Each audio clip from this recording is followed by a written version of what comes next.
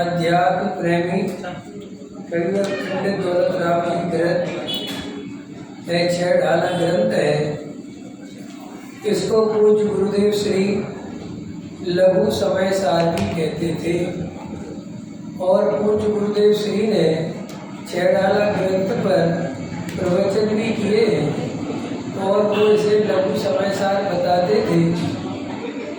और वास्तव में संक्षेप रुचि वाले जी अगर गहराई से 6 ढाला का अध्ययन कर ले तो ये मोक्ष मार्ग संपूर्ण दर्शाता है। इसमें पूरा मोक्ष मार्ग बताया गया है।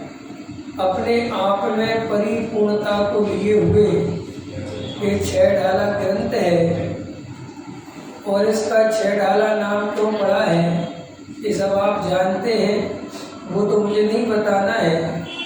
और इसमें पहली ढाल की अपन चर्चा कर रहे हैं जिसमें अपन ने मंगलाचरण में वीतरागता का अर्थ देखा था और विज्ञानता का अर्थ है केवल ज्ञान।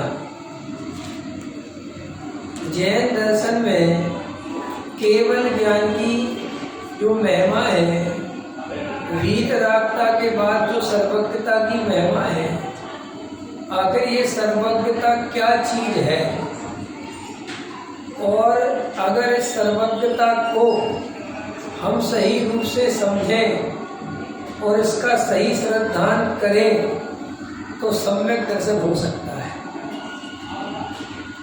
हम लोग जो सर्वज्ञता का सामान्य अर्थ समझते हैं वो ये समझते हैं कि जिनेंद्र देव सारे लोकालोक के समस्त पदार्थों को, समस्त द्रव्यों को, उनके गुणों को, उनकी भूतकाल, वर्तमान काल और भविष्य काल सभी पर्यायों को एक साथ एक समय में जानते हैं, उन्हें सर्वज्ञ कहते हैं। और ऐसा अपन ने उनका स्वरूप समझा सर्वज्ञता का। लेकिन वास्तव में ये सर्वज्ञता को समझने से हमें क्या फायदा है? सर्वज्ञ भगवान सारे लोकालोक को जानते हैं तो जानते रहे, हमारे क्या काम का है? हम तो इस दीवार के उस तरफ भी नहीं जानते, ख्याल में है कि नहीं आया? तो ये सर्वज्ञता जानने के पीछे और इसकी इतनी महिमा इसलिए कही गई है कि हे भाई, तुम इतने जगत के जो परेशान बन रहे हो कर्ता धर्ता होने के कारण, तो सारे जगत की चिंता अपने माथे ओढ़ रखी है और ऐसा हो जाए, ऐसा हो जाए, मैं ऐसा कर दूंगा, मैं ऐसा कर दूंगा, मैं ऐसा कर दूंगा। तो श्री गुरु अपने को समझाते हैं, अभी तुम्हें हमने सर्वज्ञ के बारे में क्या बताया था? केवल लोकालोक के समस्त पदार्थों को, भूतकाल, वर्तमान काल और भविष्य काल सभी पर्यायों को एक साथ जानते हैं तो भविष्य में जो पर्याय जिस द्रव्य की होने वाली है वो अनंत काल पहले से निश्चित है कि नहीं? उनमें क्या फेर फार किया जा सकता है क्या? बोलो, नहीं किया जा सकता। पक्का है। अगर ये पक्का हो, ये निर्णय पक्का हो, तो फिर आप ये बिल्कुल मत कहना कि अभी हमें सम्यक दर्शन नहीं हुआ, क्योंकि ये जिसका पक्का है, ये निर्णय जिसका है, उसका कर्तृत्व रहेगा ही नहीं। और कर्तृत्व नहीं रहेगा तो निर्भर होगा, और निर्भर होगा तो निर्भय होगा, और निर्भय होगा तो निशंक होगा, निशंक होगा तो सम्यक दृष्टि होगा। तो आप और हम पहले गहराई से समझें कि अगर हम जैन धर्म के एक भी सिद्धांत को, एक भी छोटी से छोटी परिभाषा को अगर गहराई में जाके प्रयोग करके उसका श्रद्धान कर ले तो हमें सम्यक दर्शन की प्राप्ति तुरंत हो जाएगी, उसी समय हो जाएगी। तो अपन बोलते तो हैं कि जिनेन्द्र देव को मेरा नमस्कार हो, वीतराग सर्वज्ञ हेतंकर भविजन की अब पूर्ववास, सब बोलते हैं, लेकिन हृदय में हाथ रखो, हमें भगवान की सर्वज्ञता पर बिल्कुल भी भरोसा नहीं है। अगर उनकी सर्वज्ञता पे भरोसा होता तो हमें स्त्री पुत्र मकान दुकान घर गृहस्थी की अनावश्यक चिंता नहीं सताती, हमारी रात की नींदें खराब नहीं होती, हमें डिप्रेशन की बीमारी नहीं होती। लेकिन आजकल अच्छे अच्छे स्वाध्याय करने वाले सुनने वालों को भी डिप्रेशन की बीमारी हो रही है। तो भाई आपको ये समझना ही पड़ेगा कि 30 साल में कैसा समय सार सुना कि हमें डिप्रेशन की बीमारी हो गई। और पूछा बहन जी से या भाई जी से, समझ में है ना, बाबू जी से, डिप्रेशन क्यों हो गया? बोले पंडित जी बाकी तो सब कुछ ठीक है, ये सम्यक दर्शन प्राप्त नहीं होता, ये डिप्रेशन हो गया। 30 साल से स्वाध्याय सुन रहे हैं लेकिन पल्ले कुछ नहीं पड़ रहा है, इसलिए मुझे तो बहुत भय लगता है और ऐसा लगता है हे भगवान नरक न चला जाऊं, हे भगवान 4 गति का परिभ्रमण न हो जाए, हे भगवान निगोद न चला जाऊं, ये ना हो जाए। बुढ़ापे में वे सारे भय सताते हैं जो जवानी में दिखाई भी नहीं देते। बराबर। और वो इसलिए सताते हैं कि आपने जवानी को ढंग से नहीं जिया, आपने तत्व को ऊपर ऊपर से समझा, क्षयोपम ज्ञान के आधार पर निर्णय किए, अंदर पक्का दृढ़ श्रद्धान किया नहीं, निर्णय मजबूत किया नहीं, जवानी में आवेग में भावनात्मक होकर अपनी कसायों को दबाते रहे, जबरदस्ती क्रियाओं को पालते रहे और अंदर अंदर अपने को भ्रम से धर्मात्मा समझते रहे। और मेरा जैसा पंडित कभी मिला भी और उसने कहा कि तुम धार्मिक नहीं हो, तो तुमने कहा पंडित तुम नहीं जानते, असली धार्मिक तो तुम नहीं हो। अभी आप जानते हो, चाय पीते हो, बड़े धर्म की बातें करते हो, ख्याल में है ना। तो अगर आप एक एक गहराई पे, एक एक सिद्धांत पे जाके देखोगे तो ये जो वीतराग विज्ञानता है, इसमें जो केवल ज्ञानी परमात्मा है, सर्वज्ञ देव है, हमें उनके ज्ञान पर बिल्कुल भी भरोसा नहीं है। हमें हर चीज में ये लग रहा है कि करने से होगी, बिना करे कैसे होगी। लगता है कि नहीं लगता? देखो आप लोग कुछ बोलते नहीं है और मैं चाहता हूं कि आप लोग बोलो। आप नहीं बोलोगे तो मैं बुलवाऊंगा। बताओ आप लोगों में से सम्यक दर्शन कौन कौन चाहता है? सबकी जिम्मेदारी मत लो, हाथ उठाओ। कि मैंने पहले ही दिन पूछता हूं मैं, लेकिन मैं पूछ नहीं पाया। बताओ हाथ उठाओ, सब में से कौन कौन चाहता है? वो ही हाथ उठाना, ईमानदारी से पाप लगेगा। वो हाथ मत उठाना, ना वो ही उठाना जो चाहते हैं, जो नहीं चाहते वो बिल्कुल मत उठाना। अरे इतने कम, ऐसे अच्छा उठाओ ना, मुझे दिखे तो सही। हाँ देखो ये बच्चे नहीं चाहते। अरे डरते, ये कोई बात हुई? हमने कहा इधर नहीं चाहे तो हाथ उठाने लगे। ऐसे हाथ नहीं उठाना। आप चाहते हो, आप चाहते हो, ठीक, बस बस चलो इधर वाले किसने उठाया था भाई? इधर तो किसी को बाकी तो चाहिए समय तो चाहिए। अब चलो, अब रुको, अब देखना आपका ही प्रश्न है, सम्यक दर्शन की प्राप्ति कैसे होती है? चलिए ध्यान से सुनिए, आपको सम्यक चाहिए, सम्यक दर्शन की प्राप्ति कैसे होती है?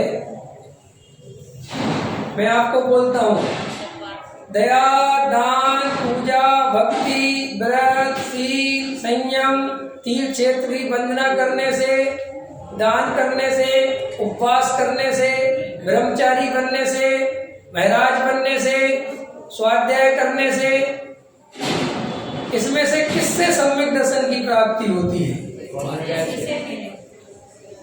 इसमें से किसी से नहीं होती। किससे होती है? बहुत अच्छा। इसका मतलब आपको ये भी पता है कि सम्यक दर्शन की प्राप्ति किससे नहीं होती, और आपको ये भी पता है कि सम्यक दर्शन की प्राप्ति इससे होती है, और आपको ये भी पता है कि हमें सम्यक दर्शन की प्राप्ति करना है, तो मुझे क्यों बुला रखा है? देखना डॉक्टर साहब, मैं सच बता रहा हूं, मेरे को ऐसा लगता ही नहीं कि मैं आपको कुछ पढ़ाऊं, मुझे ऐसा लगता ही नहीं कि मेरे पास कोई ऐसी बात है जो आपको पता नहीं और मुझे बतानी पड़े। आपको हर बात पता है कि शुभ भाव की क्या स्थिति है, निमित्त किसे कहते हैं, उपादान किसे कहते हैं, प्राग भाव किसे कहते हैं, कर्ता कर्म किसे कहते हैं, घड़े और मिट्टी में सब कुछ पता है। नौ कर्म किसे कहते हैं, द्रव्य कर्म किसे कहते हैं, भाव कर्म किसे कहते हैं, व्यंजन पर्याय किसे कहते हैं, अर्थ पर्याय किसे कहते हैं, तीन लोक की क्या व्यवस्था है, स्वर्ग कितने हैं, नरक कितने हैं, नरकों में कितने सागरों की क्या आयु है, स्वर्गों की क्या व्यवस्था है, स्वर्गों के ऊपर क्या है, विदेश क्षेत्र में क्या स्थिति है, और नंदीश्वर द्वीप क्या है, सब कुछ पता है। यहाँ तक कि मेरे से कई गुना ज्यादा पता है। ये बात पक्की है। अगर एक पेपर आपको दिया जाए और एक पेपर मुझे दिया जाए, आपके 100 में से 90 नंबर आएंगे, मेरे 10 आ जाए तो बहुत बड़ी बात है।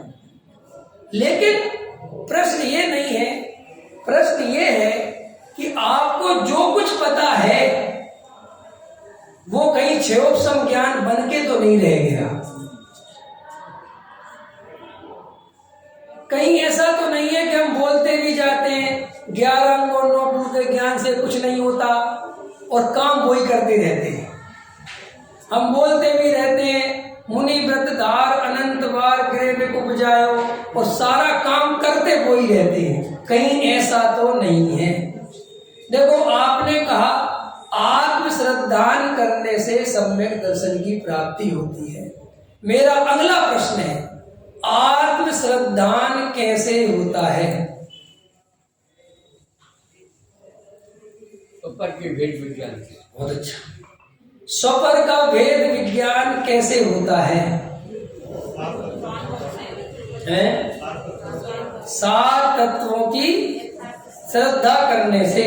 7 तत्वों की श्रद्धा कैसे होती है?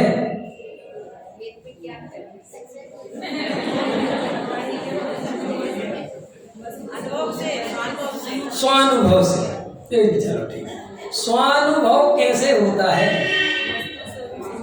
वस्तु स्वरूप समझने से। तो समझा तो है, अभी कहाँ कमी है आपके समझने में? अच्छा बताओ, 2-3 प्रश्न पूछ लेता हूँ। एक द्रव्य दूसरे द्रव्य का करता है? द्रव्य कितने हैं? विश्व किसे कहते हैं? 6 द्रव्यों के समूह को क्या कहते हैं? जीव और पुद्गल अलग अलग है कि एक है? रागादि भाव जीव के स्वभाव है कि विभाव है? आश्रव बंध है कि निर्जरा है? बोलो, बंध है, निर्जरा तो नहीं है। आश्रय करने योग्य क्या है? जीव। आश्रय करने योग्य क्या है? और प्रकट करने योग्य क्या है? संबंध निर्जरा मोक्ष। ठीक, देखो 7 तत्व आपको बराबर पता है, 6 द्रव्य आपको बराबर पता है। कार्य उपादान से होता है कि निमित्त से? और कौन सा सिद्धांत रह गया है? समय सार में जो भगवान आत्मा बताया है उसका क्या स्वरूप है? किसे कहा समय सार? जल्दी बोलो। अरे समय सार कहा ना, किसे कहा समय सार? कौन सी आत्मा को? मेरी आत्मा को। कैसी मेरी आत्मा को? शुद्ध आत्मा को। कैसी शुद्ध आत्मा को? अरे अखंड भेद नहीं, पहले बाहर से चलो ना। नौ कर्म द्रव्य कर्म भाव कर्म से रहे जो त्रिकाली ध्रुव वस्तु है, जीव है, उसको समय सार कहा है। अब आप, और ये भी आप ये मत सोचना कि आपको आता नहीं है, वो तो पंडित जी एकदम से पूछ लेते तो क्लिक नहीं होता है, बाकी सब आता है। टोडामल जी साहब ने सम्यक दर्शन की प्राप्ति का उपाय जो बताया है, क्या बताया है? देखो तत्व विचार की महिमा, बोलो इसको।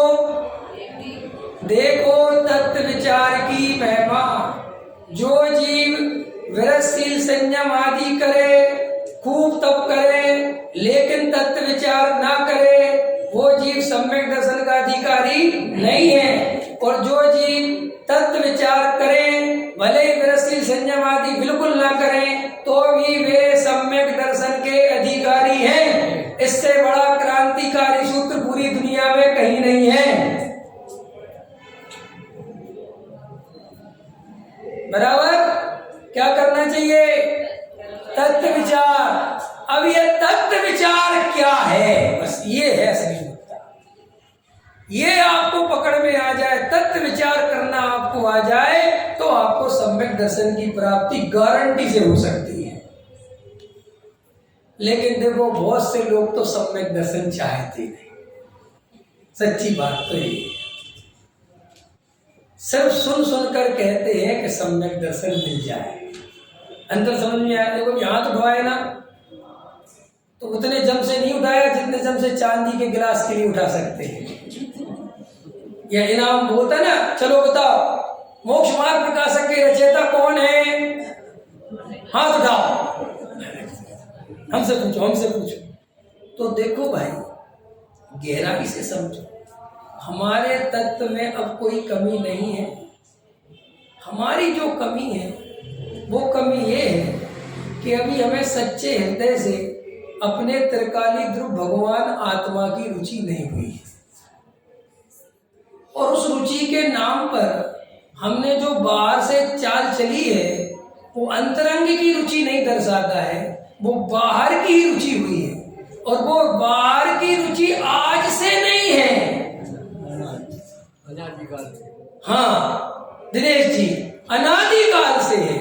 इसीलिए मैं जब इस वाक्य को, इस लाइन को पढ़ता था, इसी छेड़ारा मुनि व्रत धार अनंत बार, तब मैं ये कहता था, ये विचार करता था कि आचार्य भगवंत कितनी बड़ी बात कह रहे हैं कि मुनि व्रत धार अनंत बार, एक बार नहीं अनंत बार। इसका मैं वास्तव में अनंत बार मुनि बना हूं क्या? लगता है आपको मुनि बने? जी बोलो, जल्दी बोलो। लगता है? नहीं लगता। पंडित जी मुनि तो छोड़ो, हमें तो लगता हम तो कुछ नहीं बने, हम तो पहली बार ही मनुष्य बने। नहीं समझ में आया? और ये अकेली लाइन नहीं लिखी, साथ में ये लिख दिया कि 11 अंग और 9 पूर्व। ये दो चीजों के बारे में रजनीश जी क्यों लिखा? क्यों लिखा उनने? आखिर इस बात को इतनी ताकत लगा के क्यों लिखा? उनने ये क्यों नहीं सोचा कि हम जो लिखने जा रहे हैं ऐसा ना हो ये पढ़ के कोई मुनि ना बने, ये जो छेवसम ज्ञान की बखिया उखेड़ने जा रहे हैं ऐसा ना हो कि स्वाध्याय करना छोड़ दें। वो लिख दिया। अब ये लिखा क्यों है, इसका मैं गहराई से जवाब दे सकता हूं अगर आप सुनना चाहो तो। अगर आप सुनना चाहो तो मैं इसका जवाब दे सकता हूं। सुनना चाहते हो? देखो, वर्तमान में हम सब जीव अभी भी धर्म के नाम पर दो ही काम कर रहे हैं। तो इससे प्रमाणित हो जाता है कि हमने अनादिकाल से जब भी मौका मिला आत्मानुभव करने का, हमने इन दो कामों में जिंदगी लगा दी। एक क्षेपसम ज्ञान बढ़ाने में पालने में। और तुम ये बात तो बड़ी आसानी से कहते हो, अरे मुनि वृद्धार अनंत बार गृह में उपजायो फे निज आत्म ज्ञान बिना सुखलेश न रहा। ये दूसरों को बड़ा गाना गा गा के सुनाते हो और खुद जरा सा रात्रि पानी छोड़ देते हो तो 4 आदमियों से कहते बैठते हो, आपको पता नहीं मैं रात में पानी नहीं लेता, आप क्यों पूछ रहे हैं मेरे से? मैं तो 10 साल हो गए मेरे को छोड़े हुए।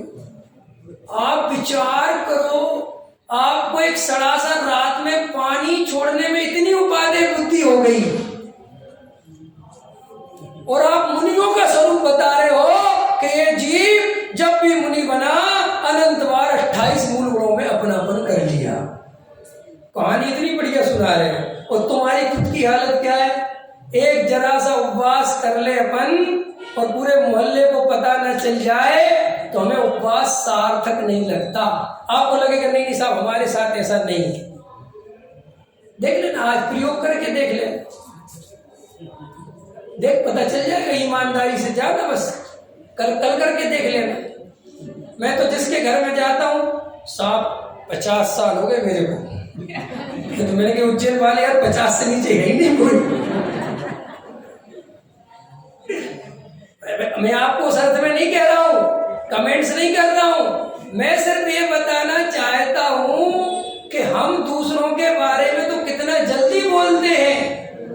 जरा सा अगर आपको समय सार याद हो जाए 10, 20, 50 गाथाएं आपको जो पंडित जी मिलेंगे आप कहोगे मुझे समय सार की मूल प्राकृत गाथाएं याद है पंडित जी, और आप ही पढ़ा रहे हो कि क्षयोपम ज्ञान में कोई दम नहीं है।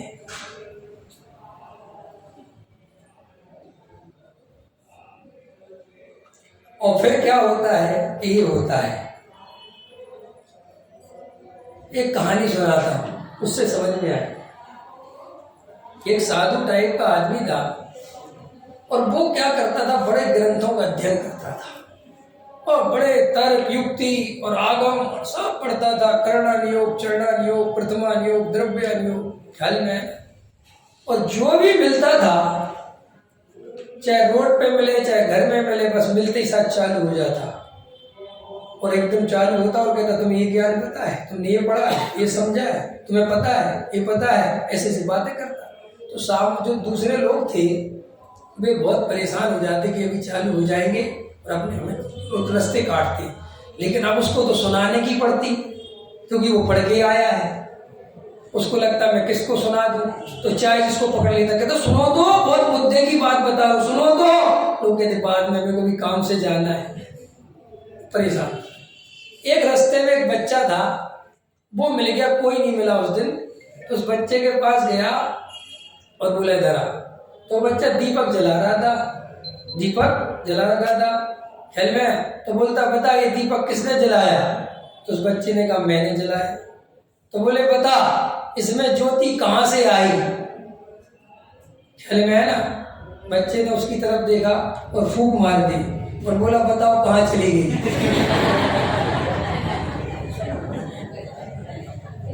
ख्याल में आया कि नहीं आया? बोले बताओ पंडित जी आपने तो बहुत शास्त्र पढ़े, बताओ कहां चली गई? पंडित जी परेशान, कह रहे मैंने 3 लोग नाप दिए, कितने सबूत, कितने धात की खंड है, कितनी कहाँ प्रतिमाएं, कहाँ क्या क्या, अब इसका क्या जवाब दूं, कहाँ चली गई? तो बोले थे जब आपको ये नहीं पता कहाँ चली गई तो मैं कैसे बता दूं कहाँ से आ गई? पंडित जी उस दिन समझ गए कि अरे रे रे रे ये तो बहुत बड़ी गलती हो गई, मुझे अपने बारे में पता नहीं है और मैं सारी दुनिया के बारे में जानने का घमंड कर रहा हूँ। तो उस दिन उन्होंने दूसरों को समझाना बंद कर दिया और खुद समझना चालू किया। आप और हमारे जीवन में, अब ये कहानी अभी खत्म नहीं हुई, आगे बताऊं। हमारे जीवन में कहीं ऐसा ही तो नहीं हो रहा है कि हमने जरा से शास्त्र पढ़े नहीं और हम चले गुरुजी बनने? नहीं समझ में आया? सबको गुरु बनना है, शिष्य किसी को बनना ही नहीं। शिष्य बनने में कोई मजा नहीं और गुरुजी बनने में मजा है। और कभी कभी जो गुरुजी बन जाते हैं तो कभी कभी मजबूरी में उनको शिष्य भी बनना पड़ता है। नहीं समझ में आया? शिष्य कैसे बनना पड़ता है? अब मान के चलो वो अपने को गुरुजी मानते हैं, अब कोई विद्वान आ गया, ख्याल में है ना, तो वो बैठ गए प्रवचन में, लेकिन उनके अंदर रहता है कि इस पंडित से तो 10 गुना हम जानते हैं, है ना, ध्यान से। तो वो उस पंडित जी के प्रवचन बिल्कुल नहीं सुनते, सिर्फ वो ये सुनते हैं कि ये कहाँ कहाँ गलत बोल रहा है। और ये पंडित जी वो ही जो कहते क्षयोपम ज्ञान से कुछ नहीं होता, और पूरे टाइम क्षयोपम ज्ञान से पंडित जी की परीक्षा चल रही है। अब मान के चलो उस पंडित जी का प्रवचन थोड़ा अच्छा हो जाए और कोई उनसे ही कह दे, उन्हीं महाशय से, यार पंडित जी बहुत दमदार आए, तो उसका मन तो करता है कि क्या क्या कह दूं, लेकिन वो कहता है रहने दो, 4 आदमी खड़े हैं। फिर वो अकेले में मिलता है, फिर वो कहता है ठीक है, भाषा से भी बहुत अच्छी है, समझाते भी बड़ी, लेकिन गलतियां बहुत हैं, पूरा एकदम व्यवस्थित ज्ञान नहीं है। समझना मेरी बात ध्यान से। अब मेरा प्रश्न ये है कि तुम्हें ऐसा लग रहा था कि इसका व्यवस्थित ज्ञान नहीं है, तो तुम अकेले में उसके पास क्यों नहीं गए व्यवस्थित ज्ञान देने के लिए? फिर पता चलता है मेरा। तो वो जो साधु था उसको उस दिन समझ में आया कि अरे ये तो क्या कर रहा हूं मैं, इस बच्चे का भी जवाब मैं नहीं दे सकता, और मैं पूरी दुनिया को जानने का मादर भर रहा था, और आज समझ में आया। ऐसे ही हम 3 लोग के बारे में जानते हैं, सब कुछ जानते हैं, लेकिन अपनी आत्मा के बारे में बिल्कुल नहीं जानते। जानते हैं आप आत्मा के बारे में? बोलो, कौन कौन जानता है आत्मा के बारे में? किसे कहते हैं आत्मा? आप आत्मा हो के शरीर? डर तो नहीं लगे? बताओ क्या है, आत्मा है कि शरीर? गायक स्वभावी आत्मा। मैं कह रहा था गायक स्वभावी आत्मा। समझ में आया? अब देखना बहुत ध्यान से, बहुत गहराई से समझना। हमें अपना वास्तविक परिचय जब तक अनुभव में ना आ जाए, तब तक उस उद्धार की विद्या को जानना कहना, बोलो, अरे जानना कहना कि ये कहना कि हम आगम के आधार से तो जानते हैं कि हम आत्मा है, लेकिन अनुभव के आधार से तो हम अपने को शरीर ही अनुभव करते हैं। ईमानदार बनो ना। ये तो कुंद देव कह रहे कि आत्मा शुद्ध है, ये तो पूज्य गुरुदेव कह रहे आत्मा शुद्ध है। वे पढ़ के नहीं कह रहे भाई, अनुभव करके कह रहे हैं, और हम उनको पढ़ के शुद्ध कह रहे हैं और भ्रम पाल रहे हैं कि हम आत्मा को शुद्ध मानते हैं। उद्धार का अनुभव कोई काम का नहीं है, और उसे भ्रम से अपना अनुभव मत मानो। मैंने कल आपको एक फल का उदाहरण दिया था ना कि अनुभव की कितनी कीमत है। चलो, तो वो क्या हुआ कि वो जो साधु था उसने उस दिन से बताना बंद कर दिया, और वो एकांत में रहने लगा, और एकांत में अपने को जानने का प्रयास करने लगा। और कहानी आगे कहती है कि जब वो सम्यक ज्ञान को उपलब्ध हो गया, जब उसे आत्मा का सम्यक ज्ञान हो गया, सच्चा ज्ञान हो गया, आत्मानुभूति हो गई, तब उससे किसी ने पूछा कि अब तो तुम ज्ञानी हो गए, तुम्हारा गुरु कौन है? तो उसने कहा मेरे 9 गुरु हैं। कितने गुरु? 9। और सबसे पहला वो गुरु है वो बच्चा जिसने मेरे से ये प्रश्न किया था। और बोले दूसरा गुरु है चोर। कौन है? अरे दूसरा गुरु चोर? चोर कैसे किसी का गुरु हो सकता है? बोले मेरा है। बोले कैसे, बताओ। बोले एक बार मैं नगर भटक रहा था, मेरे कोई रहने का स्थान मुझे नहीं मिल रहा था, और एक रात को मुझे चोर मिला। तो उस चोर से मैंने कहा कि मुझे तेरे यहाँ पर कुछ दिन कुटिया में आज रात का विश्राम करने का, जहाँ पे तू रहता है, मुझे ले चलेगा क्या? तो उसने कहा पहले मेरी एक बात सुन लो, तुम हो साधु आदमी, सज्जन आदमी, ख्याल में है ना, और मैं हूं चोर। और ये बात भी समझ लो कि तुम मुझे रात भर भी उपदेश दोगे सज्जनता का, तो भी मैं चोरी छोड़ने वाला नहीं हूं। और हाँ, अगर तुम मेरे चोरी से प्रभावित होकर साधुपना छोड़ दो तो वो चेक कर लेना।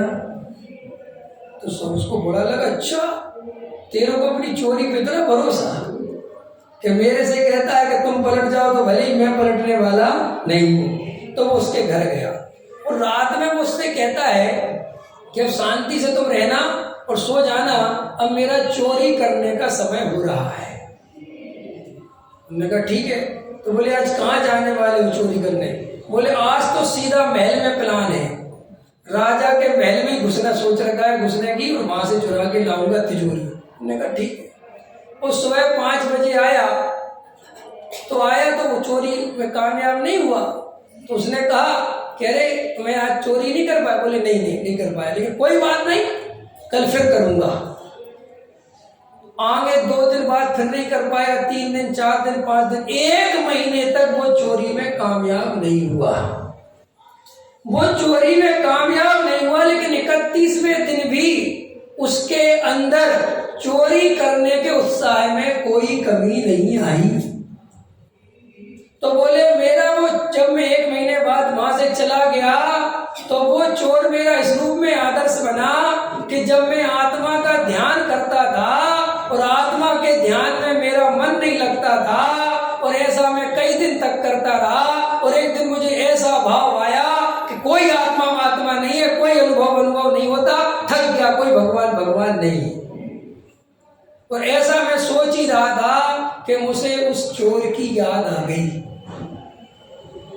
कि वो तो लौकिक संपत्ति पाने के लिए इतना असफल होने के बाद भी उसके उत्साह में कोई कमी नहीं है, और मैं जो परम संपत्ति पाने के लिए पुरुषार्थ कर रहा हूं और मैं ये थक गया।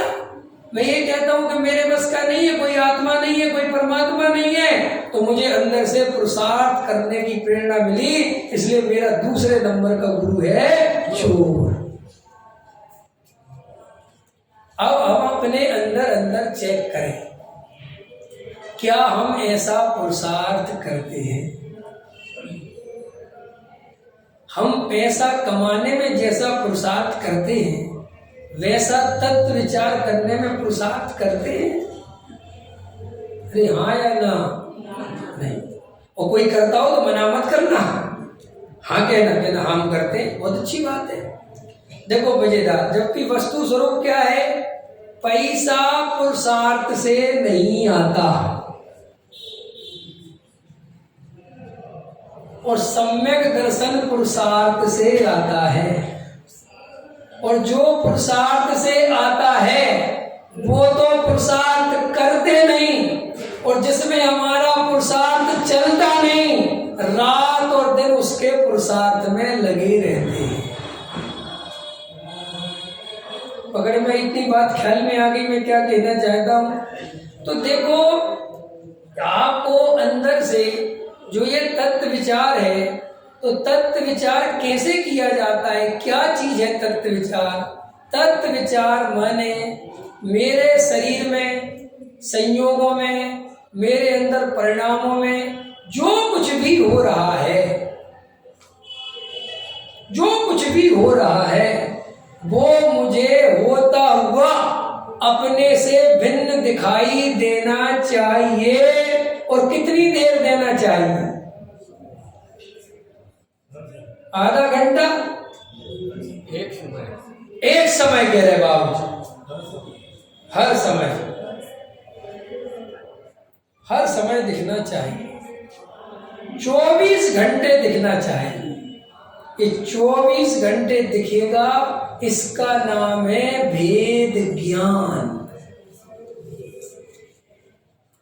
ये भेद ज्ञान आधे घंटे का नहीं होता, ये 24 घंटे जागरूक होके करना पड़ता है। आपको सुबह उठे, नहाया धोया, कब साड़ी पहनी, कब मंदिर आ गए, कब आप घर पहुंच गए, कब आपने नाश्ता दे दिया, कब पूजा हो गई, आपको कुछ पता नहीं चलता। आपको पता नहीं चलता। ये सब मिथ्या दर्शन है। आत्मा शुद्ध है क्या अशुद्ध? बोलो जल्दी। त्रिकाल शुद्ध है। आत्मा शुद्ध है कि अशुद्ध? वो तो कह रहे साहब त्रिकाल शुद्ध है। आप बताओ, आत्मा शुद्ध है कि अशुद्ध? ऐसे नहीं बोलना, इसका जवाब ऐसे देना, अभी हमें कुछ पता नहीं है कि शुद्ध है कि अशुद्ध है। वैसे सही पूछो तो अनुभव में तो अशुद्ध ही आता है, लेकिन यार रोज आके शुद्ध शुद्ध करते हैं तो हम भी कहने लगे शुद्ध। खैर, तुम ऐसे क्यों समझा रहा हूं? ऐसा जब तक आप नहीं समझोगे तो ये जो बाहर से शुद्ध समझ लिया है, इससे काम कभी नहीं होगा। और जब मैं 30 साल बाद आऊंगा पढ़ाने के लिए और आप बूढ़े हो चुके होगे, फिर कहोगे पंडित जी वो वेद ज्ञान कैसे करना है? वेद ज्ञान अब भी करना है, जागरूक होके करना है। आपको शरीर में जो परिणमन चल रहा है उसको अपने से भिन्न देखना है, जागते हुए देखना है। जो अंदर परिणाम चल रहे हैं उन परिणामों को जागते हुए देखो, क्या ये परिणाम मेरे करने से हो रहे हैं? क्या मेरे अनुसार हो रहे हैं? क्या मेरे स्वभाव से मैच करते हैं कि ये आ रहे हैं और जा रहे हैं? ये मेरा स्वरूप हो सकता है? इस सब आपको शांति से जागरूक होकर देखना है। शुरुआत में धीरे धीरे अभ्यास करोगे, थोड़ा कठिन लगेगा, मुश्किल पड़ेगी, बार बार आपका मन इधर चला जाएगा, भूल जाओगे। लेकिन यही उपाय है सम्यक दर्शन का, और कोई उपाय नहीं है। अगर 4 गति परिभ्रमण से छूटना है तो सम्यक दर्शन प्राप्त आज करना है, आज रात में। कब करना है बताओ?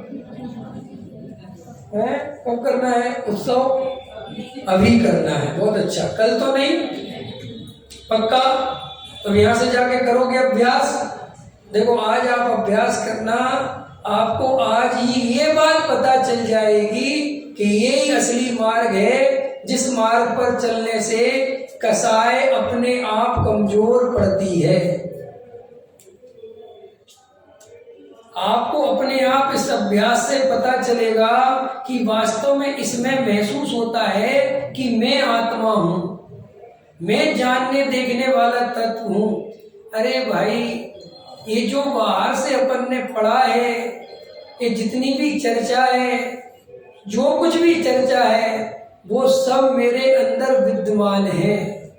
मेरे अंदर एक प्रयोगशाला है।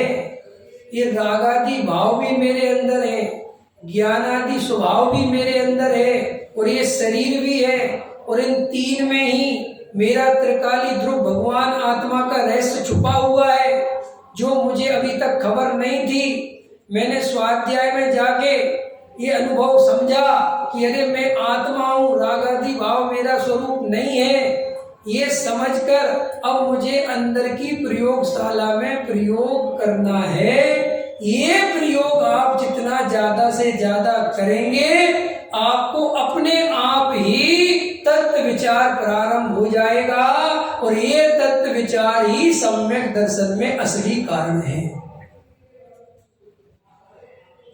दया दान पूजा भक्ति करें कि नहीं करें, सुनो, तत्व विचार अगर आपका गहरा होगा और अगले दिन आप मंदिर आना, वैसे दर्शन आपने कभी नहीं किए होंगे जैसे दर्शन आपको तत्व विचार करने के बाद होंगे।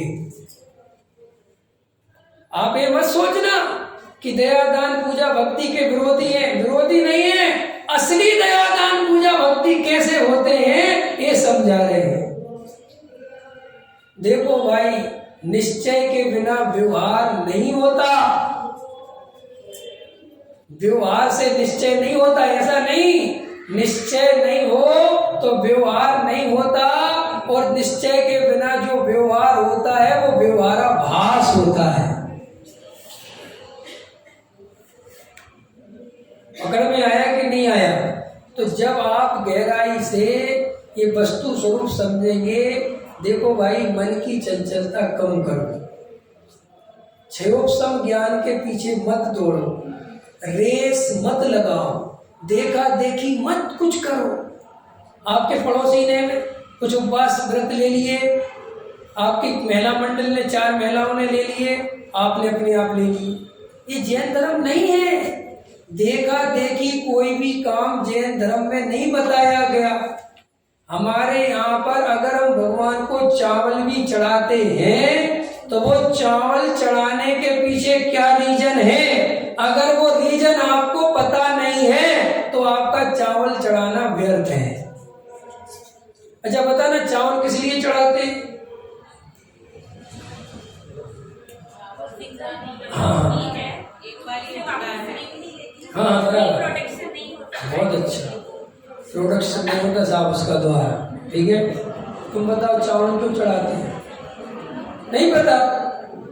पाठशाला वालों से कहो पहले दिन ये पढ़ाओ। मोक्ष की प्राप्ति के लिए, अक्षय पद की प्राप्ति के लिए तो अक्षय चढ़ाते हैं। चावल अक्षय तो बनाने पड़ते हैं, नॉर्मल आते ना रोज चावल चढ़ाते हैं। क्यों चढ़ाते हैं चावल? अनर्क पद की प्राप्ति के लिए। बहुत अच्छा, होती है उससे अनर्क पद की प्राप्ति चावल चढ़ाने से, एक प्रतीक है। वेरी गुड, बहुत अच्छा ये बात। अब आप देखो, अब वो जो प्रतीक है, वो जो आप चावल चढ़ाते हैं, अगर आप वास्तव में चावल की उसी भावना से चढ़ाएं कि हे भगवान, जैसे इस चावल का द्वारा जन्म नहीं हो सकता, इसको द्वारा नहीं बोया जा सकता, ऐसे ही संसार में अब मुझे द्वारा जन्म नहीं लेना है। अब ऐसे भावों से अब चावल चढ़ाओ, अब देखना चावल चढ़ाने में कितना मजा आएगा। लेकिन आपका तो मन ही ऐसा है।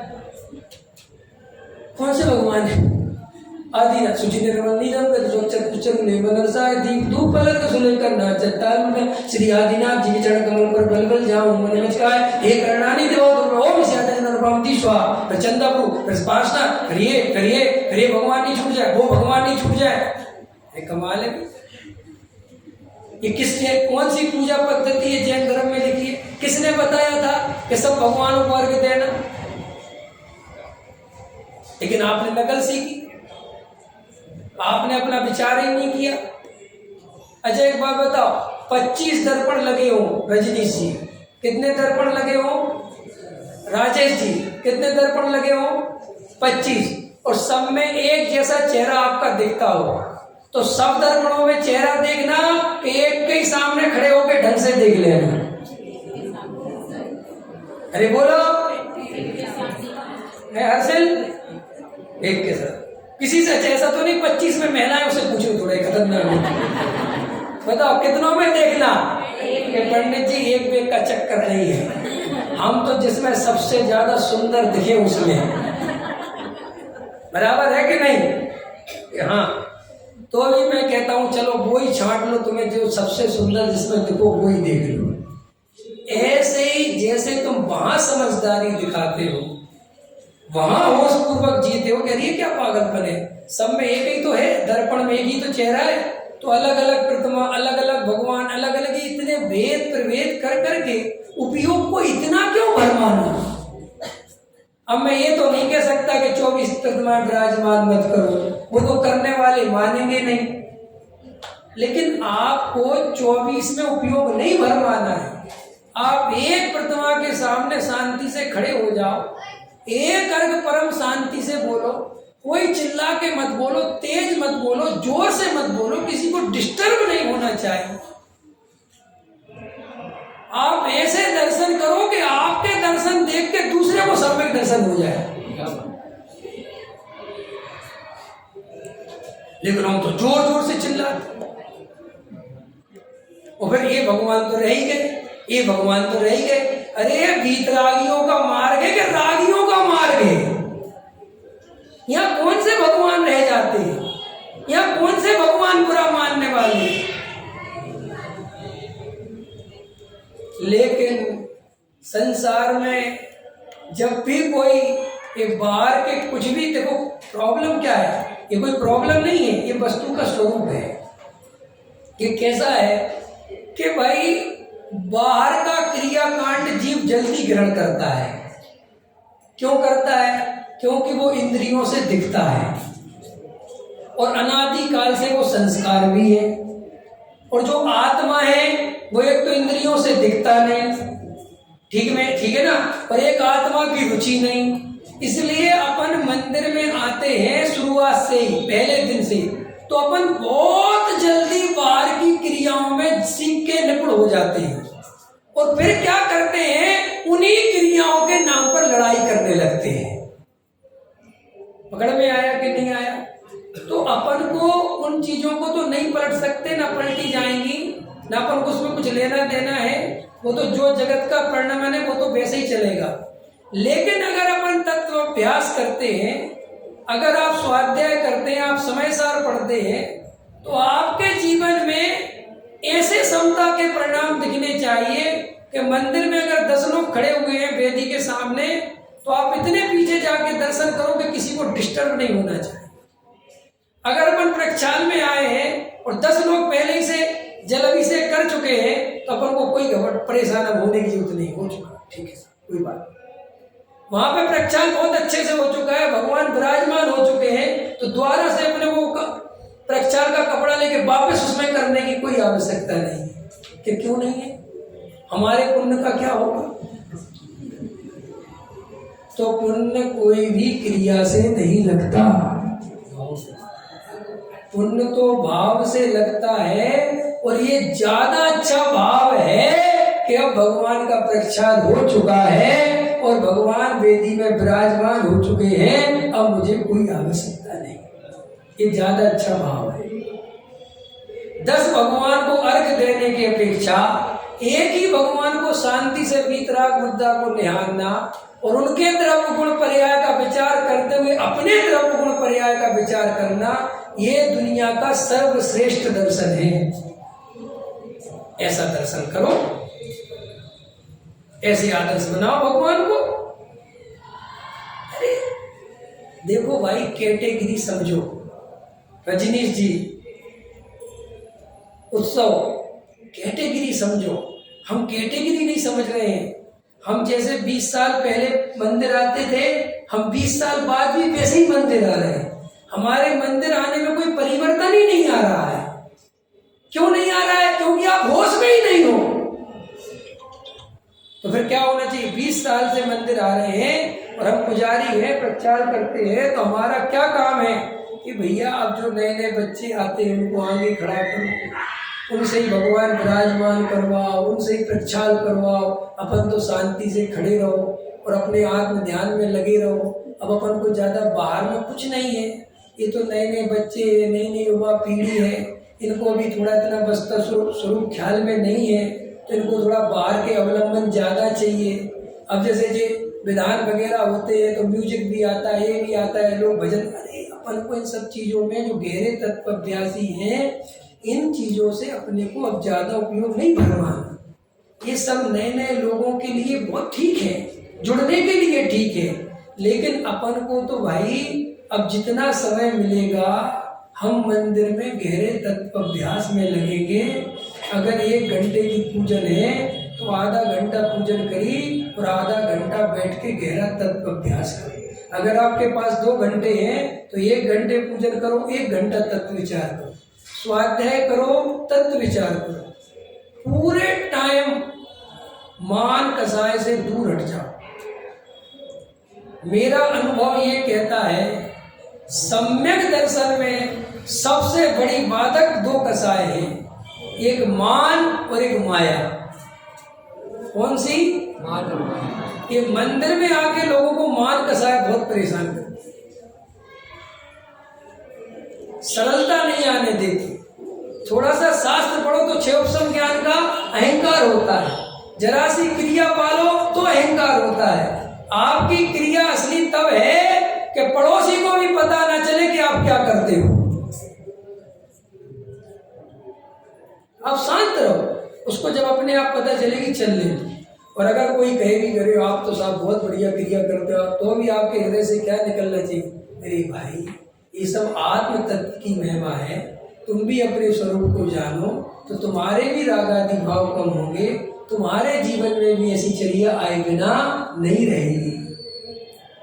तो अगर हम इस तरीके से तत्व का अपने जीवन में आदर्श बना के उसका प्रेजेंटेशन करते हैं तो लोगों के जीवन में वो छाप छोड़ता है। और अगर हम गहरा तत्व विचार नहीं करते, गहरा तत्व अभ्यास नहीं करते, गहरे अंतरंग में उतरने का अभ्यास नहीं करते, खाली ऊपर ऊपर करते और एक ग्रंथ पूरा हो गया, फिर दूसरा हो गया, फिर तीसरा हो गया, फिर चौथा हो गया, फिर पांचवा, फिर दबाने, फिर करना, फिर चढ़ना, फिर चारों पढ़ना चाहिए। देखो भाई, सम्यक दर्शन हो जाए, समझ में आया, वो काम करना चाहिए। क्या हो जाए, सम्यक दर्शन हो जाए, सबसे पहले वो काम करना चाहिए। उपयोग भरमाने की चिंता किसे करना चाहिए, बोलो जल्दी। उपयोग होता है ना, शुभ उपयोग अशुभ उपयोग, के सब अशुभ से बच जाते हैं। क्या करते हैं अपन लोग, अशुभ से बच जाते हैं।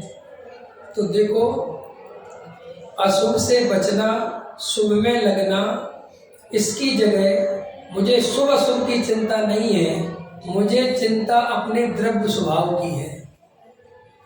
हमें अपनी द्रव्य दृष्टि भेद ज्ञान 24 घंटे हमारी परिणति में बरतता रहे, इस तरफ पूरी ताकत लगानी है। कोई क्षयोपम ज्ञान बढ़ जाए तो बढ़ जाए, कोई बात याद रह जाए तो रह जाए, नहीं रहे तो कोई बात नहीं। आपके जीवन में सहजता होनी चाहिए।